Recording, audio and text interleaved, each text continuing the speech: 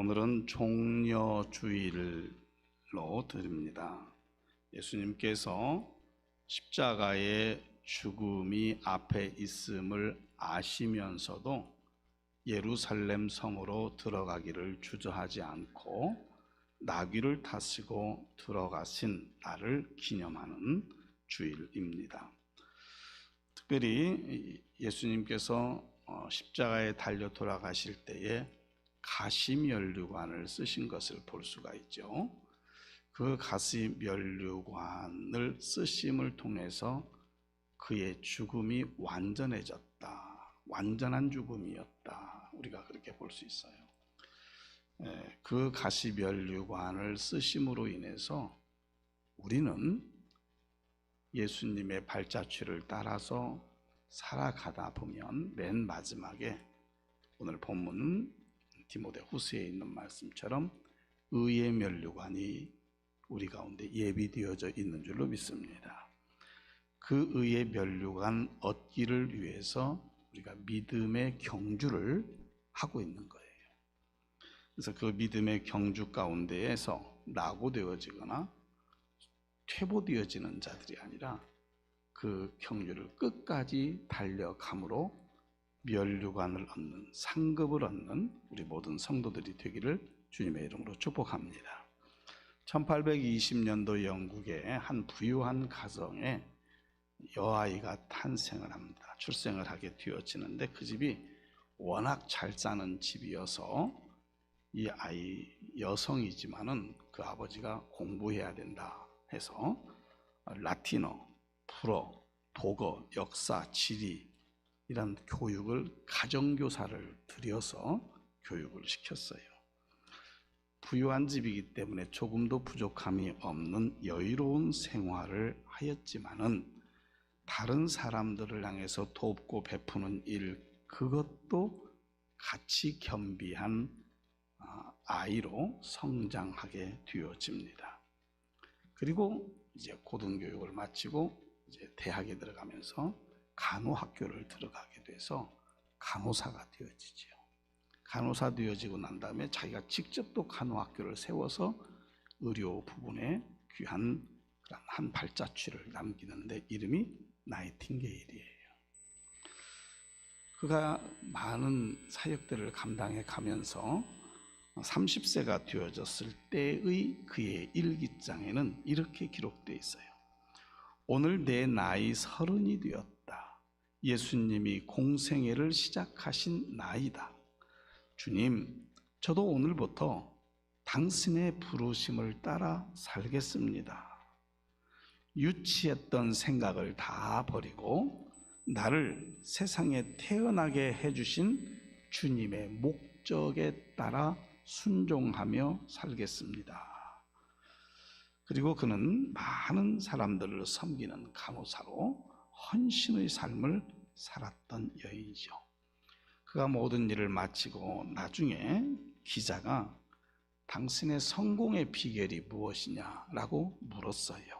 그때에 나이팅게일은 비결은 하나뿐입니다. 주님께서 나를 불러주신 그 뜻에 나를 맡기고 끝까지 그 길을 걸어가는 것입니다. 그랬어요. 오늘 끝까지 주님의 나라를 바라보며 걸어가는 믿음의 용사들이 되기를 주님의 이름으로 축복합니다. 하나님의 부르심을 알고 그 뜻에 순종하고 결단하여 살아가는 삶에는 하나님의 인도하심과 역사하심이 반드시 있다는 사실이에요. 그 길의 결국 끝은 주님과 사람 앞에서 아름답고 숭고하고 영광스러운 삶의 모습으로 나타나게 되어질 겁니다. 오늘 그 사실들을 우리의 마음판에 새기면서 면류관을 예비하는 삶을 다시 한번 소망하며 믿음의 견고함 속에 있기를 원합니다. 그러면 면류관을 예비하는 자로 살려면 어떻게 해야 될 것인가? 첫 번째로는 한번 다 같이 따라서 합시다. 오늘 조금 날씨가 좋은데 보일러를 좀 틀었더니 졸리는 게 아주 온도가 좋은 온도예요. 다 같이 한번 따라서 합시다. 예수님의 십자가의 발자취를 따르자. 좀 더 축약해서 십자가의 발자취를 따르자. 오늘 본문에 보면 바리새인들이 예수님께 헤롯이 당신을 죽이려고 합니다. 그러니 여기서 떠나가세요. 여기서 다른 데로 도망가세요. 그 말이에요. 그럴 때 오늘 32절과 33절에서 예수님이 그 말을 듣고 하시는 말씀이에요. 너희는 가서, 한번 띄워주세요. 이르시되 너희는 가서 저 여우에게 이르되 오늘과 내일은 내가 귀신을 쫓아내며 병을 고치다가 제3일에는 완전하여지리라 하라. 그러나 오늘과 내일과 모레는 내가 갈 길을 가야 하리니 선지자가 예루살렘 밖에서는 죽는 법이 없느니라. 그곳이 죽는 길이라 할지라도 내가 가야 될 길을 가겠다는 얘기예요. 당연한 의지를 표명하고 있는 말씀입니다. 아버지의 뜻에 따라서 마땅히 가야 할 길이기에 그 길을 마다하지 않겠다는 얘기예요. 예루살렘에서 죽기 전에 아직 내 할 일이 남아 있다는 이야기예요. 나에게 주어진 사명을 버리고 도망칠 수 없다는 결연한 의지가 담겨져 있어요. 3년여 동안의 예수님의 공생의 시간은 결코 길면 길고 짧으면 짧고 어떻게 생각하느냐에 다르지만은 하나님의 나라를 선포하는데 결코 긴 시간은 아닐 거예요. 가는 곳마다 병들고 귀신 들린 사람들이 주님 앞에 나왔습니다. 그들을 고쳐주시고 그들을 만나주시고 그들에게 하나님의 뜻을 가르칩니다. 시간이 있을 때 제자들에게 하나님의 나라를 선포하며 하나님의 일들을 감당해야 될 것을 말씀하고 있어요. 묵묵히 그 사명을 감당하시다가 때가 되매 예루살렘에 올라가기를 위하여 나귀를 타고 들어가시는 때 종려주일입니다. 이 한 주간에 예수님께서 행하신 사역들을 보면 겟세마네 동산에서 피땀을 흘려 기도하십니다. 무리에게 잡혀서 이리저리 끌려다니십니다. 재판을 받습니다. 빌라도가 사형을 언도합니다. 온갖 수모와 책찍을 맞으면서 십자가를 지고 골고다를 향해서 갑니다. 그리고 못 박혀 죽으십니다. 3세기의 유대인 역사가인 유세비우스는 채찍에 대한 설명을 이렇게 하고 있어요. 채찍에 맞는 사람은 그 정맥이 바깥으로 드러나고 근육, 근골, 창자 일부가 노출되었다, 이렇게 말했어요. 핏줄이 바깥으로 나오고 근육이 찢어지고 살이 바깥으로 드러날 정도, 때로는 어디에 맞느냐에 따라서 배 안에 창자가 바깥으로 나오는, 이것이 당시 로마 군병들이 가지고 있었던 채찍이었어요. 그래서 많은 사람이 채찍으로 인하여서 죽기도 했다는 거죠. 예수님은 이미 십자가에 달리기 이전부터 십자가를 지고 골고다 산상으로 가는 그 노정에 채찍에 맞음으로 인해서 매우 위독한 상태인 거예요. 그저 그냥 가볍게 아리마다 요셉이 십자가 지고 그냥 가니까 따라 덜렁덜렁 간 게 아니라 그 말이에요.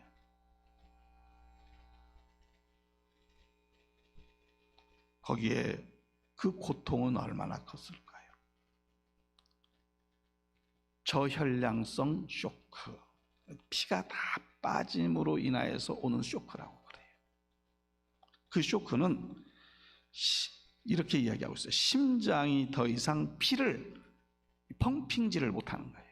피가 없으니까 퍼올리지를 못한대요. 혈압이 저하되어진대요. 온 몸에 정신이 몽롱해지거나 상황에 따라서 기절도 한대요. 그리고 신체에 피가 많이 빠짐으로 수분이 없다 보니까 그 수분을 보충하기 위해서 소변도 넣지 못하는 상황. 그리고 그러다 보니까 목에 갈증이 나는 거죠. 그래서 매우 목마른 상태가 되어지는 거, 저혈량성 쇼크라고 그래요. 이러한 고통을 당하며 예수님은 등에 십자가를 지고 골고다를 향해 가는데 십자가의 무게가 약 57kg 정도 되었다 그래요. 책지게 맞음으로 많은 피를 흘리셨습니다. 군병들이 넘어질 때마다 책직을 후려 갈깁니다. 당시에 그 예수님의 걸어가셨던 그 길은 돌로 되어져 있는 길이에요. 조그마한 돌들을 박아서 만들어 놓은 길이에요. 마차들이 다닐 수 있도록 그렇게 만들어 놨는데, 그런 길을 가다가 무릎을 쾅 찧었을 때 무릎이 찢어졌고, 그리고 얼굴이 상해질 만큼 처참한 모습이었어요. 이사야서 53장의 말씀처럼 사람들이 고개를 돌릴 만큼 흉측한 모습이다 그랬어요. 직접 쳐다보자 어떻게 저렇게 뒤어졌을까? 사람들이 고개를 돌릴 만큼 흉측한 모습의 예수님.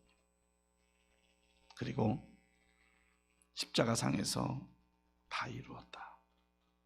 저들의 영혼을 아버지의 손에 의탁한다.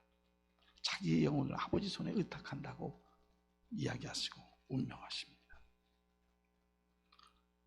오늘 디모데후서에 있는 말씀을 보면 사도 바울 역시 그런 주님의 뒤를 따라가다가 자기가 이제 죽음의 순간이 다가왔다는 사실을 예감하고, 그리고 말하는 거죠.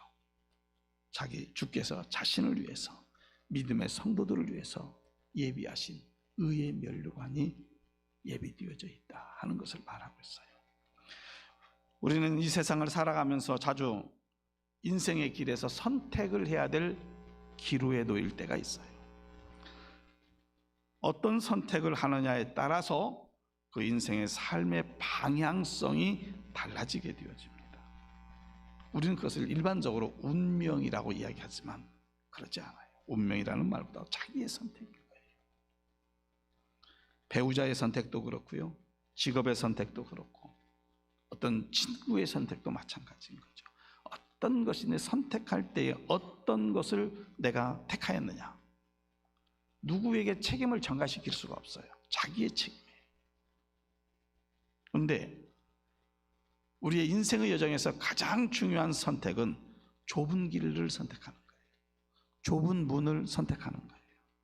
곧 그 말은 주님을 따르겠다는 선택이지요. 그러나 여러분, 주님을 따르겠다는 이 선택은 결코 험악한 선택이 아니라는 사실을 알아야 돼요. 좁은 길이지만은 그 길에 나와 동행하시는 주님이 함께 하시기에 결코 외롭지 않아요. 결코 힘들지 않아요. 왜요? 동행하시는 주님이 내 무거운 짐을 대신 져주시기 때문에. 사랑하는 성도 여러분, 우리 모두 남은 삶을 주님의 십자가의 발자취를 따라가겠노라고 결심할 수 있게 되기를 바랍니다. 그 십자가의 길을 걸어가면 마지막 종국의 의의 면류관이, 영광의 면류관이 우리 가운데 예비되어져 있는 줄로 믿습니다. 그 면류관을 사모하며 그 길을 걸어가는 우리 성도들이 되기를 축복합니다. 두 번째로, 그 길을 걸어가는 노상에 우리가 해야 될 일이 있어요. 뭐냐면 믿음의 선한 싸움을 싸워. 다 같이 한번 따라서 합시다. 믿음으로 선한 싸움을 싸우자. 믿음으로 선한 싸움을 싸워야 끝까지 갈 수 있어요. 주님께서 사역을 감당하시면서 그 선한 싸움을 사신 거예요. 대적들로부터 많은 공격을 받고 회방을 받았어요. 때로는 죽음의 위협도 받았어요. 그래서 오늘 본문에서도 분명히 이야기하잖아요. 헤롯이 당신을 죽이려고 하니 여기서 떠나라. 헤롯이 누구예요? 세례 요한을 죽인 자잖아요. 헤롯은 세례 요한이 살아서 돌아온 줄로 착각을 했어요. 그러다 보니 예수님을 더 죽이려고 혈안에 빠져 있었어요. 그런 위협이 예수님에게 있었다는 거죠. 근데 주님을 믿고 따르는 자들 역시 우리의 삶의 여정에 이런 위협들이 있을 수 있어요. 어떤 경제적이고 또한 어떤 관계적이고 환경적이고 상황적인 위협이 될 수 있지만은 가장 큰 것은 예수 그리스도 밖에 몰아내는 위협이에요. 어제 익산 시내에 보라색 옷 입은 사람들 보셨어요? 엄청나게 깔렸습니다. 신천지들이었어요. 근데 여기다가 위와 원 이렇게 썼더라고요. 우리는 하나다. 도대체 누구하고 하나인지 모르겠어요.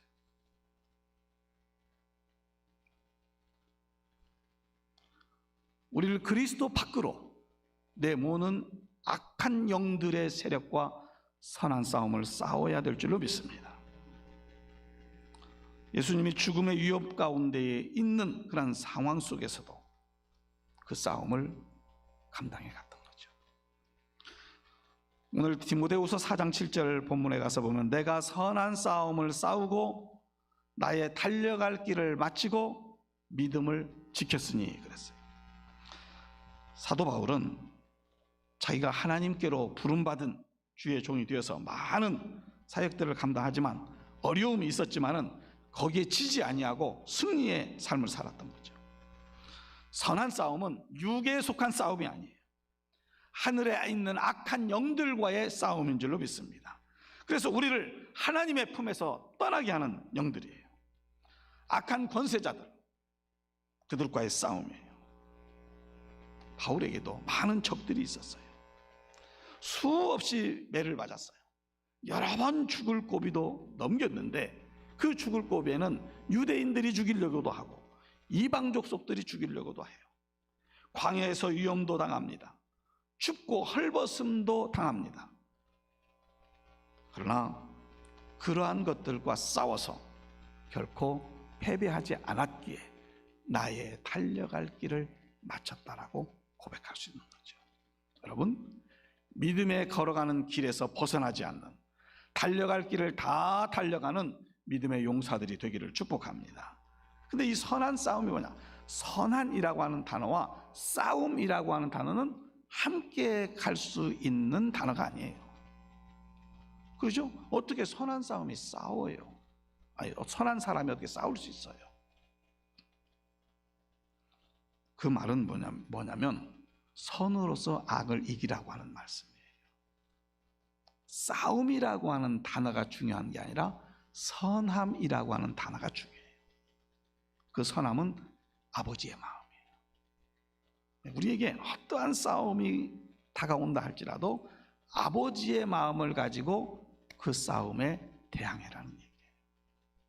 이기는 것이 뭐냐? 그 싸움을 싸워서 이기는 건 뭐냐면 그 선한 마음을 계속적으로 가지고 있는 상태, 그것이 이기는 거예요. 선한 마음을 처음에는 가졌다가 나중에 악한 마음으로 돌아선다면 그건 선한 싸움이 아니에요. 끝까지 하나님의 편에 서서 끝까지 하나님의 방법으로 끝까지 하나님의 뜻을 놓지 않고 대항하는 것, 이게 선한 싸움이라고 말이죠. 그런데요, 그러다 보면 내가 힘들 수 있어요. 네, 그 하나님의 말씀을 붙잡고 하나님의 방법으로 하나님의 편에 서서 그 뜻을 쫓아서 살아가려고 하면, 그렇게 싸우려고 하면은 때로는 내가 힘들 수도 있지요. 그런데 주님은 그 힘든 상황 가운데 있을지라도 우리에게 이겼다라고 선언해 주시는 거예요. 하나님께서 판단하시는 거지 사람이 판단할 기준이 아니라는 얘기예요.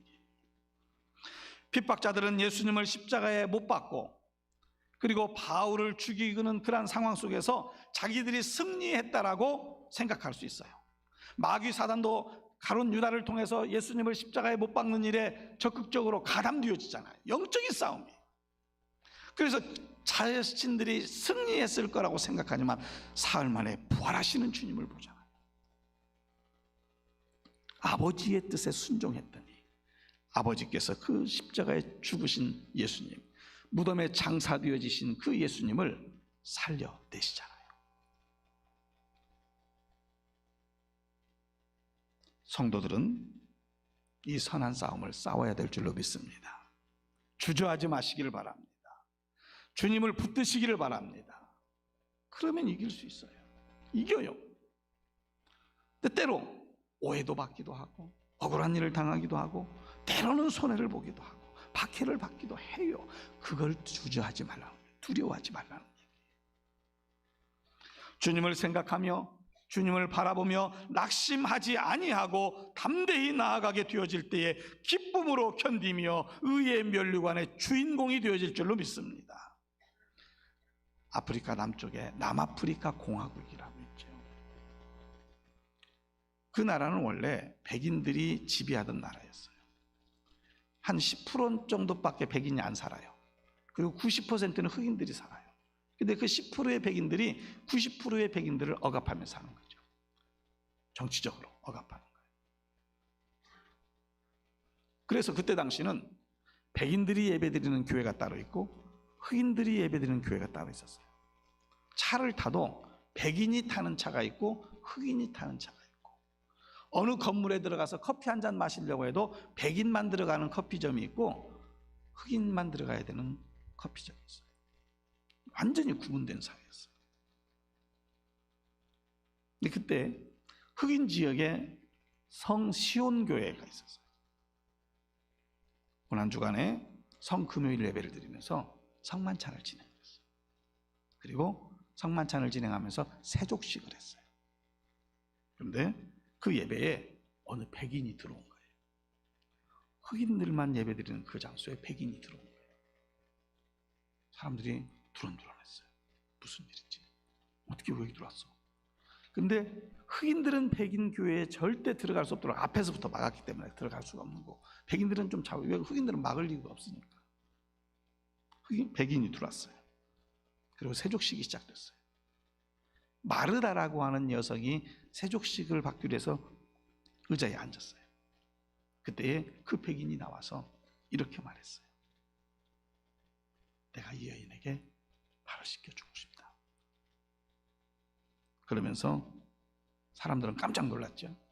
그 백인 그분이 이렇게 말했어요. 여러분, 이 사람은 우리 집의 종입니다. 하인입니다. 그런데 평생 우리 집 아이들을 몇백 번, 몇천 번 발을 씻겨줬는지 알 수 없습니다. 셀 수 없을 만큼 씻겨주었습니다. 나는 그 모습을 보면서 늘 마음이 괴로웠습니다. 그래서 내가 오늘 우리 집 아이들의 발을 씻겨준 이 마르다에게 발을 씻겨주려고 합니다. 그래야 내 마음이 편할 것 같습니다. 그러면서 마지막에 이렇게 말했어요. 이거 대단한 일도 아닌데 이상하게 여길 것 없습니다. 발을 씻겨줬어요. 소문이 났을까요? 안 났을까요? 삽시간에 소문이 다 났어요. 그 사람의 이름은 올리버라고 하는 당시의 대법원장이었어요. 사회적 지위가 있다 보니까 그 소문이 더 빠르게 난 거죠. 대법원장, 백인 대법원장이 자기 집 하녀의 발을 씻겼다더라. 그 일로 인해서 이 대법원장은 파면됐습니다. 쫓겨났어요. 쫓겨나는 그 자리에 마지막에 이런 말을 했어요. 이제야말로 참으로 하나님께 자유하는 모습으로 찬양할 수 있는 그리스도인이 되었구나. 사회적인 현상에서 백인이 그렇게 그냥 할 수밖에 없는 상황 속에 살았는데 그게 그리스도의 정신이 아니라는 사실을 안 거죠. 그래서 자기 집 하인의 발을 씻겨 준 거예요. 악한 권세, 잘못된 관습을 깨기를 위해서 자기를 내어 던진 거죠. 얼마나 큰 손해가 왔을까요? 그런데도요, 그게 믿음의 선한 싸움이라고 결단하고 행한 거예요. 사랑하는 성도 여러분, 오늘 우리도 우리 신앙의 선진들의 그 발자취를 보면서 주님이 걸어가셨던 그 길을 걸었던 그들을 보면서 선한 싸움 싸우기를 주저하지 않는 믿음의 용사들이 되기를 주님의 이름으로 축복합니다. 그리고 이 선한 싸움을 싸우되 한 번 싸우는 게 아니에요. 다 같이 한번 따라서 합시다. 끝까지 싸우자. 인내로 싸우자. 끝까지 가야 돼. 오늘 누가복음에 있는 말씀을 통해서 보면 예수님께서 십자가의 그 속죄의 사역을 이루기를 위해서 오늘 또 내일 또 모레도 그 사역을 중단할 수 없다 말씀하세요. 만일 주님이 아버지께 모든 것을 다 순종하시고 십자가의 죽으심만 순종할 수 없다라고 이렇게 했다면 예수님은 실패자일 거예요. 그런데 그 길을 걸어갔어요. 바울 사도도 달려갈 길을 바치고 믿음을 지켰다 이렇게 얘기하고 있어요. 도중에 힘들다고 포기한 것이 아니라 낙심한 것이 아니라 인내로서 끝까지 달려갔다는 얘기죠. 마라톤 선수가 있어요. 42.195를 딱 달려오는데 마지막에 다리에 경련이 나가지고 꼬꾸라졌어요. 꼬꾸라지니까 2등으로 오는 사람이 그를 추월했어요. 그리고 갑자기 뒤를 돌아보니 1등으로 가던 그 사람이 주저앉아요. 그 2등으로 가는 사람이 되돌아왔어요. 그 사람이 되돌아오는 사이에 3등으로 오는 사람도 그 자리에 왔어요. 둘이 양팔을 끼었어요. 그리고 그 결승선 앞에까지 왔어요. 왔는데 양쪽 두 사람이 어떻게 할게요? 그 쓰러졌던 사람을 결승선 그 테이프를 넘어가도록 밀었어요. 그리고 그 끝부분에 왔던 1, 2, 3등의 순서대로 지나갔어요.